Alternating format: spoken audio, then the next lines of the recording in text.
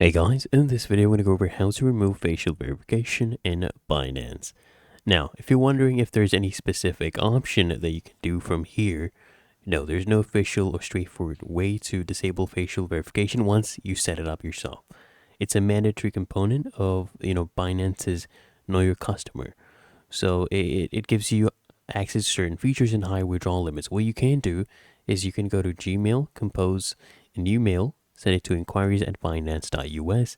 You put this subject line removing a facial verification, okay, and you write an email like this requesting assistance. You basically tell them to either remove facial verification from your account or you downgrade your account tier to one that does not require facial verification, or to enable you to rely on an alternative verification method like Google Authenticator, SMS. So try not to enable it when you're starting out. There's no way to disable it unless you reach out to them.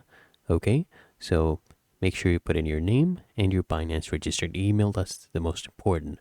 If you found this helpful, you appreciate the honesty, make sure you smash the like button and subscribe to App Mentor.